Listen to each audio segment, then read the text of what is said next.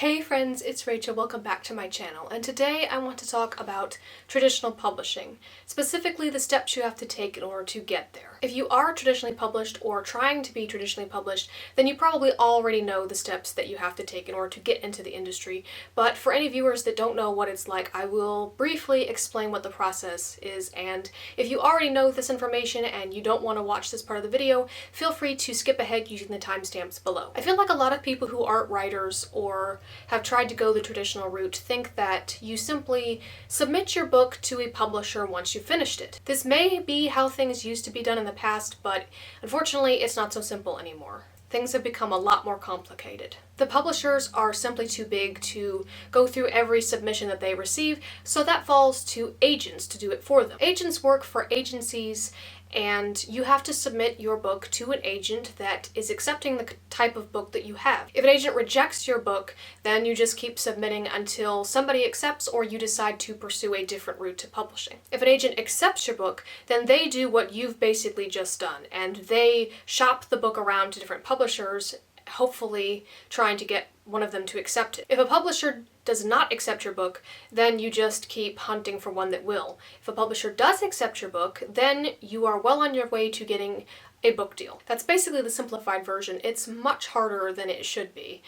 I used to think that the hardest part of writing a book was writing a good book, but I'm beginning to believe that the hardest part is getting published, convincing somebody to take a chance on your book and that it really is as good as we all think that it is. So what has my query journey looked like? I queried my first book in November of 2019.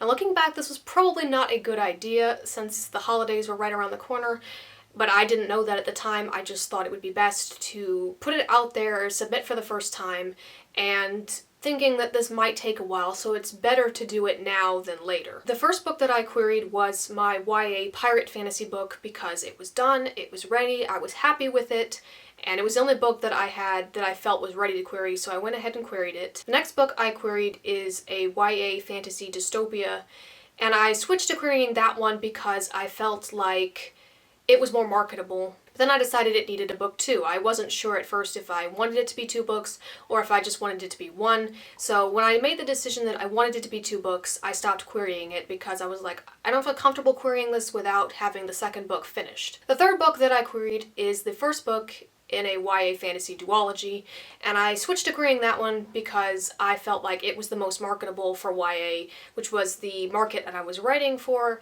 the market that I was trying to get published in first. The last round of querying that I did on this book was in March of 2021, this year, and I haven't gone back to querying since then. So this is basically just a video explaining my thoughts on this whole process, my frustrations. It's kind of a little bit of a rant, and why I haven't queried since then, and any plans that I may have moving forward. So earlier this month, I got a rejection email from one of the queries that I had sent out in March. When people tell you right now that the traditional publishing world and querying and submissions are slow, they mean slow. And I was really frustrated by getting this email because it was a form letter rejection, and I felt like at this point, why even bother responding? I sent this query in March, and I've already written it off as a rejection simply because I haven't heard anything, so it was kind of useless at this point because, again, it's a form letter. It doesn't tell me anything useful. On the one hand, I appreciated it because I would like to get a response from every query. But on the other hand, as I said, this doesn't tell me anything remotely helpful, so it's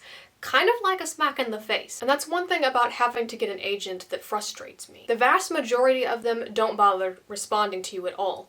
This may be agency policy. They always say something like, due to the vast quantity of submissions that we get, we simply can't respond to every single one of them, and if they don't respond, you're basically to take this as a rejection. They will only respond if they're accepting. I understand that agents are probably very busy, but I feel like a form letter rejection, even though I hate those because they don't tell me why I'm really being rejected, at least it's something.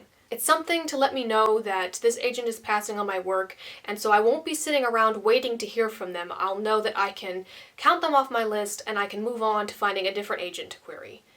Instead, if I never hear anything at all, I'm just sitting around for months waiting to see if I will hear anything or not, and then when I inevitably don't, I'm like, okay, it was a rejection. And the bad thing is that because publishing is so slow, it's normal to wait around for a few months anyway. So the agent could have actually already read your query and rejected it in 3 days, but because they didn't bother to tell you, you'll be sitting around for 3 months waiting to see if you hear something or not, when if they had just sent a form letter rejection, you could have already moved on. It is for that reason that I would like to receive a response to every query, even if it is a form letter rejection. I know that's probably unrealistic, it might be naive on my part, but I just feel like if you're going to be rejecting my life's work, my hopes and dreams, I kind of deserve a reason why, or I need to be told at the very least that I'm being rejected. Form letters are another thing that frustrate me because they're not at all helpful unless they're delivered in a timely manner, as I said, so you're not sitting around waiting to hear an answer that's never going to come. The only purpose that they really serve is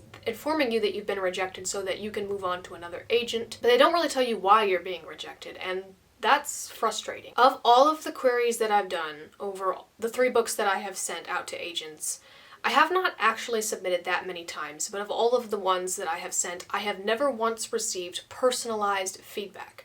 Either the agent doesn't bother to get back in touch with me at all, or it's a form letter rejection. This is frustrating for me because I don't know why I'm being rejected. I don't know what, if anything, I can improve. If the agent is simply overbooked and they don't have any more room, I would appreciate being told that because that tells me exactly why I'm being rejected and it wasn't anybody's fault, it was just bad timing on my part. But there's no way that you can know that going in. If the agent says that they are open to submissions, then people are going to submit unless you say that you're closed to submissions. So if you're kind of overwhelmed with submissions, then the website probably needs to be updated to say that you are closing for submissions, or else more of them will just keep flooding in because the writer that's submitting doesn't know whether you are being overwhelmed with submissions or not. I just wish that more agents would tell me something in their rejections, even if they tell me that I suck completely and I have no chance of getting into this industry. Obviously, they would put it more professionally than that, and it would be their opinion, which I would disagree with, but it would be something. It would be the reason why the agent said no. The lack of personalized feedback makes me frustrated and a little worried. I don't think that my books suck because if they did, I would think that they would have pointed that out to me. I'm sure they would have mentioned if the book needed more polishing. They haven't pointed out any flaws to me or any positives either, so I don't know if they've found anything good about it. Another thing that I don't like is the whole subjectiveness of the entire process. I don't like the idea of whether or not I am admitted into the industry being determined by a single person. Obviously, even once you get an agent, the journey doesn't stop there.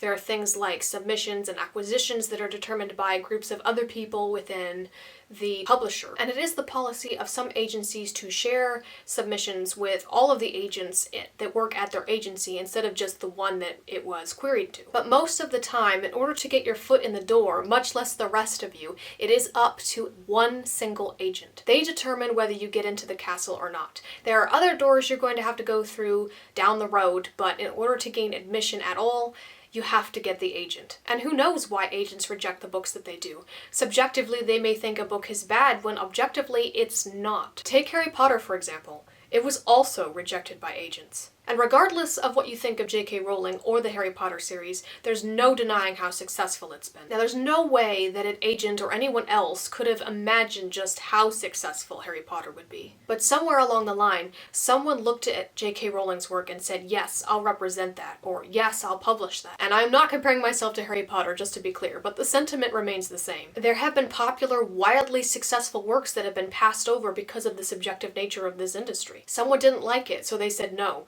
but the public ended up loving it. In my opinion, it shouldn't be that subjective, but it's hard when agents ask you to send them so little. The most common request I've come across has been the first 5 pages or the first chapter maybe. In my opinion, that's not really enough to convince anyone. Do you know how hard it is to sell somebody on something with only 5 pages to work with? And I understand why it can't be longer than that because it would only bog down the system even further, and given how slow it is right now, I don't think we need that. But I do think this might be why I haven't received any personalized feedback. They simply haven't read enough of the book because the guidelines are to send in so little. People always say to make sure to hook your reader, but I've read lots and lots of traditionally published books that aren't that exciting at the beginning. It takes time to build the story. There's only ever been one book that I've read where I knew from the very first sentence that it was going to be amazing and that I was going to love it. And that hasn't happened before or since. There are lots of other things about the traditional publishing industry right now that frustrate me, but getting an agent and having to have an agent has always been something that bugged me. The lack of personalized feedback, the lack of communication, people just not bothering to get back to you at all, is why I have stopped querying. I have become disillusioned with the traditional publishing industry lately. I feel a little bit lost because I've always wanted to be traditionally published, and right now I find myself more and more drawn to the self-pub side of things. I think indie publishing, if not overtake traditional publishing, will become successful in the future to the point where it will force traditional publishing to reconsider the way it does certain things. The freedom that self-publishing gives you to be your own boss, to write your own story, to not have to worry about pleasing an agent, to get your story published when and where you want, to have to work on nobody's deadlines but the ones you set for yourself, and the ability to keep far more of your royalties than you do with TradPub is appealing. Combine all of that with the issues that I see in the young adult genre right now. I feel like it's an oversaturated genre. It's probably really hard to break into that in traditional publishing right now. I don't have any plans to query my YA stories anytime soon in the future. I may still be open to attempting to query by historical mysteries and attempt to get those traditionally published because I feel like it's just a kinder sort of market. It doesn't seem as stringent as YA or as oversaturated as YA, but I do get the feeling that almost every genre is slowly becoming saturated. So I don't really know what will happen, but I guess we'll see. I feel like traditional publishing hasn't really changed all that much over time, and it strikes me as a bit outdated for this fast-paced modern world, especially the pace of traditional publishing. I think it's far too slow. People just don't have the patience to wait around for this kind of thing. I mean, you could get a book deal and have to wait at least 2 years before your book hits the shelves. Add all of that to how long it took to write the book, to perfect the book, then get an agent, and who knows how long you'll be waiting. Whereas an author will churn out maybe 1 book or 2 books per year in the traditional publishing world, an indie author can churn out as many self-pub books a year as they want. I never really had a problem with publishing only 1 book per year, but I have noticed that having to wait an entire year between 1 book in the series and the next, I kind of forget some stuff. It's a long time to wait, especially with the amount of books I read. I just forget. Everything sort of blends together sometimes. So given that our world is so fast-paced and on-demand, and with things like social media, I feel like self-publishing allows people to give their readers the next big thing, the next new thing, as soon as it comes out. They don't have to wait as long. I don't think I'm completely giving up on my traditional publishing dreams. As I said, I haven't really queried that many times, and it feels like I would be giving up if I switch plans at this point, but I don't really know if it is giving up on a dream or just being realistic about things and admitting that maybe traditional publishing isn't for me. I don't know how helpful this video has been, but I feel like this is just a subject that I had to get off of my chest. We hear about the success stories a lot, but this is a video about the struggle because it's real. Regardless of what your personal publishing goals are, I wish everybody success in whichever path they choose to follow. It's certainly much harder than I ever thought it would be, and for some surprising reasons. Writing a book is easy. Writing a good book is hard, and I just think that that should be the hardest part about getting published, of writing a book. Writing the actual book should be the hardest part.